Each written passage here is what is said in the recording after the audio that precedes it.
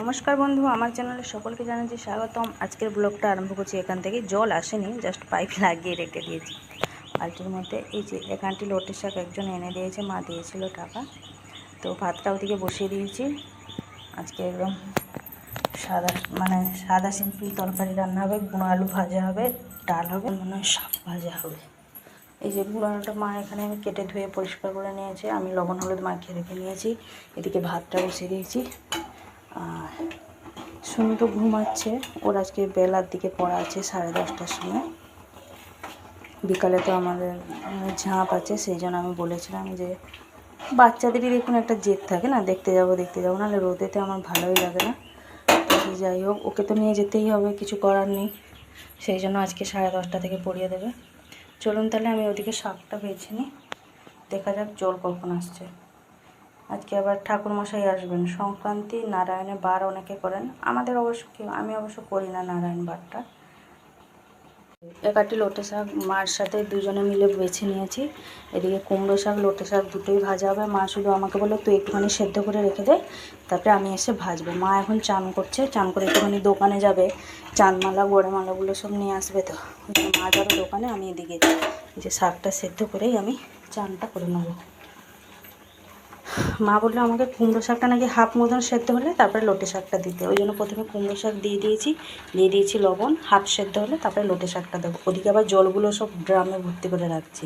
আমি এদিকে সেদ্ধ করে জলটা ভালোভাবে বাটি চেপে চেপে বের করে নিয়েছি। মাকে দোকানে পাঠিয়েছি, মাই চান করে গেছে দোকানে, লিস্ট করে দিয়ে দিয়েছি কী আসবে। মার তো অতটা মনে থাকে না, ভুলে যায়, সেই জন্য আমি আবার লিস্ট করে দিলাম। এবার যাব আমি চানটা করে নেবো। 8:10 মতন উঠে যায়। মা বলে তুই শাকটা সেদ্ধ করে চান করে নে, আমি এলে রান্নাবান্নাগুলো করবো। তো মা এদিকে রান্নাবান্নাগুলো করুক, আমি যাই ওদিকে চানটা করে নিই। ঠিক আছে, 9:35 মতন সমস্ত কাজ কমপ্লিট। যে ঠাকুরমশাই এসে পুজো করেও চলে গেছেন। এই এলাম, শুনু আবার এখানে আমাকে ভাত খাইয়ে দাও। ওকে যে একটুখানি চিকেন ছিল গরম করে নিয়ে এসেছি, আলু ভাজা নিয়েছি। আর মা একটু টক ডালটা সাঁতলাতে এনে দিয়ে যাবে বলেছে। ওকে খাইয়ে দিয়ে ওরা আবার 10টার সময় পড়া, 10:30টার সময় পড়া আছে। যে আমার ঘরে বিছানা এখনও পড়ে আছে, তুলতে আর সময় হয়ে ওঠেনি। শুনু ঘুম থেকে উঠেই বলছে মা আমি চান করে নেবো। আমি যা তাহলে শ্যাম্পুটা করে নে। ওরা নিজেই ঘুম থেকে উঠেই ব্রাশ করে একেবারে শ্যাম্পু করে নিয়েছে, বলছে আমি আজকে চান করে নেবো। আমি ভালো কথা, রোজ আমাকে বলতে হয়, আজকে নিজে থেকে বলছে। আমি ঠিক আছে, জল আছে এই সময় করে নে, আবার সব ভর্তি করে রেখে দেবে। চলুন তাহলে এবার শুনুকে খাইয়ে দিই। এই যে তার মামা তাকে একটা এই যে 3/4 একটা প্যান্ট এনে দিয়েছিল, আজকেই পরে নিয়েছে শুভ উদ্বোধন। কালকে নতুন জামা পরবে পয়লা বৈশাখের জন্য, না আলমারিতে এনে রাখা আছে। না, কালকে পয়লা বৈশাখ, তোমার আজ থেকে পয়লা বৈশাখ, তাই তো? ঠিক আছে। আলু ভাজা কেমন লাগছে বাবা? ভালো। 10টা বাজেনি এখনও, 5 মিনিট বাকি আছে। 10:30টার সময় তো শুনে যাবে। মা ওদিকে কী একটা ভাজছে, হ্যাঁ নিম ফুলটা ভাজছে। ভাজা হয়ে গেলে তারপরে আমরা দুটো খাবো। এই যে কী পড়া বাকি ছিল, এখানে বসে বসে পড়ছে। আমি এদিকে জামা ঘরে বিছানাটা গুছিয়ে নিয়ে ঝেড়ে গুছিয়ে সব পরিষ্কার করে নিয়েছি।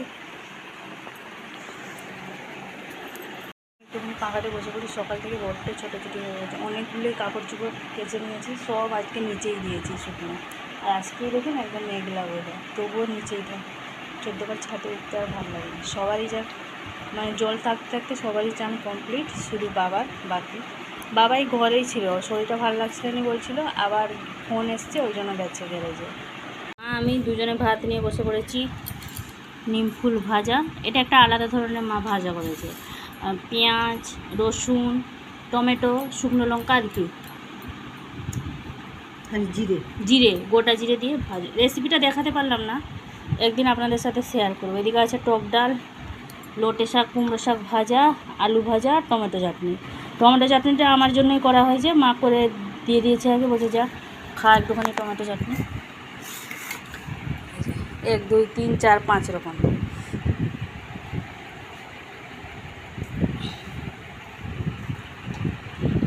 এই তো সোনুকে দিয়ে আসার পথে একটা এই যে বসুন্ধরা নিয়ে এসেছি। কাল থেকে আমাদের তো 1 মাস বসুন্ধরা দেওয়া হবে।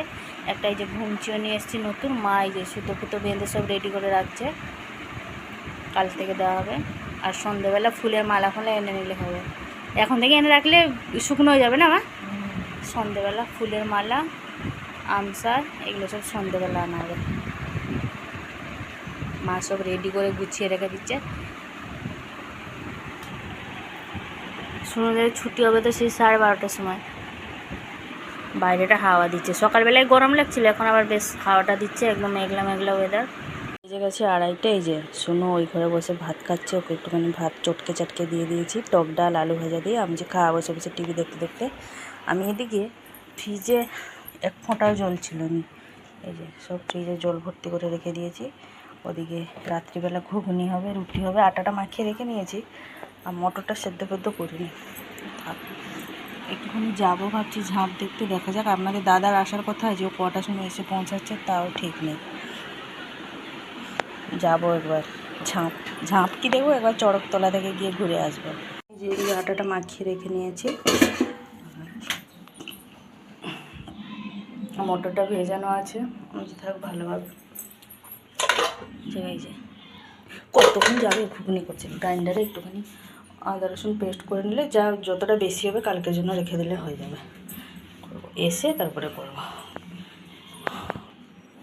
দেখি আপনাদের দাদাকে একবার ফোন করি, কত দূর পৌঁছালো, কি এখনও বেরিয়েছে কি না বেরিয়েছে তাও জানি না।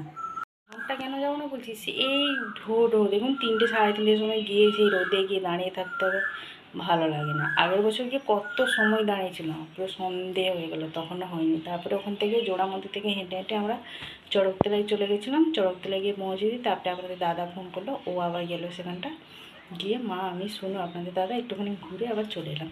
এবছর যাবো না, আর রোদে, এই রোদ দেখলে আমার প্রচণ্ড ভয় লাগে, প্রচণ্ড কষ্ট হয়ে যেত। তো আগে বছর টোটোতে গেছিলাম, মা আমি শুনো রোদেতে আমি যাবো না, যে রোদ মানে চলে যাক, বেলা ডুবে যাক, ওই সেই 5টা 5:30টার দিক করে গিয়ে শুধু চড়কতলা থেকে ঘুরে চলে আসবো, একটুখানি বাইরেটা গিয়ে বসবো। এই যে বেজে গেছে 4:05, শুনু ওখানে যে চকোবারে বসে বসে খাচ্ছে। কালকে মা 2টো এনে দিয়েছিল, আমাকে খেতে বলছিল, আমি খাইনি।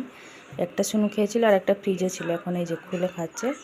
মা আর আমি দুজনে একটুখানি ঝালমুড়ি করে খেলাম। আমরা সেই যে 10টার সময় ভাত খেয়েছিলাম, আর কিছু খাইনি, তেমন খুব একটা খিদে ছিল না, জাস্ট ঝালমুড়ি করলাম। শসা, পেঁয়াজ, কাঁচা লঙ্কা, টমেটো, নারকেল, চানাচুর ফানাচুর দিয়ে মাখিয়ে খেয়ে নিয়েছি। এবার চলে যাবো সোজা রান্নাঘরে, রুটি ঘুগনিটা করে রেখে দিয়ে তারপরে যাব ঘুরতে, কারণ ঘুরে ঘুরে এলে তখন আর ভালো লাগবে না, সেই জন্য এখন থেকে সব রান্নার জন্য করে রেখে দিয়ে তারপরে যাব। চলুন তাহলে প্রথমে মটরটা ওইদিকে সেদ্ধ বসিয়ে দিই, আর এইদিকে রুটিটা করে নিই। 5:45 বাজে, আমার এদিকে সব রান্না বান্না সমস্ত কমপ্লিট। রুটি হয়ে গেছে, ঘুগনিও করে নিয়েছি, এই যে রুটি ঘুগনি, আর এই যে একটুখানি চা করছি। জানি না আপনাদের দাদা কত দূর পৌঁছালো, ওকে আর ফোন করিনি, সেই 2:30টার সময় ফোন করেছিলাম। আর শুনু রেডি হচ্ছে, মাও রেডি হচ্ছে, আমিও যাব, এবার রেডি হব। তবুও দেখুন 5টা বাজতে যাই, রোদটা কীভাবে আছে। এই রোদের জন্য মানে আমাকে যেতে আমি একদম নারাজ, কি বিরক্ত লাগছে, গরম লাগছে তো।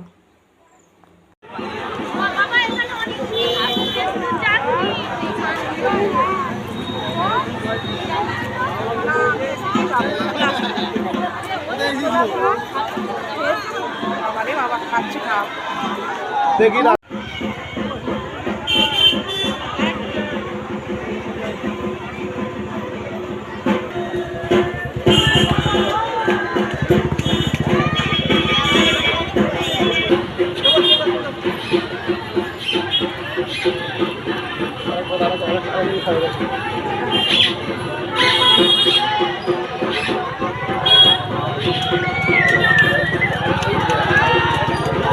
আমাদের জোড়া মন্দিরে ঝাঁপ দেখা হয়ে গেছে, হচ্ছে আরও।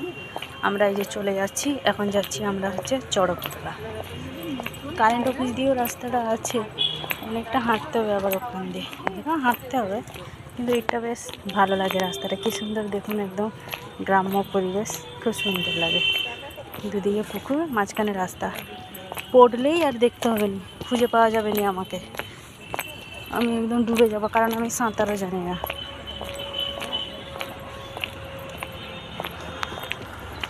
বেজে গেছে 6:50, ফিরে পড়েছি বাড়ি। এই যে কী কী নিয়ে এসেছি দেখাচ্ছি না মেলা থেকে। এখানে আছে চিকেন পকোড়া, ফিশ কাটলেট, নিয়ে এসেছি পাঁপড়, চিকেন পকোড়া, ফিশ কাটলেট, আরেকটা আছে ডিমের ডেভিল আছে একটা, আর এই যে সস দিয়েছে এদিকে। এদিকে আপনাদের দাদা নিয়ে এসছে আমার জন্য আবার একটা রোল নিয়ে এসছে, আর এটাতে আছে জিলাপি, জিলাপি নিয়ে এসছে। এবার শুনুর কাজ হচ্ছে একটা প্লেট নিয়ে আসো, যাও। এই যে সব কিছু ঢেলে ঢুলে নিয়েছি, পাঁপড়, জিলাপি, এই যে কষ্ট মষ্ট করে সব সাপ্লাই হয়েছে। এখনও জিলাপিতে হাত দেওয়া হয়নি, পাঁপড়েতে হাত দেওয়া হয়নি। আর এই যে একটা কাটলেট, আর এই যে ডিমের ডেভিল একটা থেকে গেছে। তো আজকে আর ভিডিওটা বেশি বড় করছি না, আজকে এখানে ভিডিওটা এন্ডিং হচ্ছে শুনুর খাওয়া নিয়ে। আবার দেখা হচ্ছে আপনাদের সাথে আগামীকাল আরেকটি নতুন ব্লগ নিয়ে। সবাই ভালো থাকবেন, সুস্থ থাকবেন। ভিডিওটি ভালো লাগলে লাইক দেবেন। নমস্কার।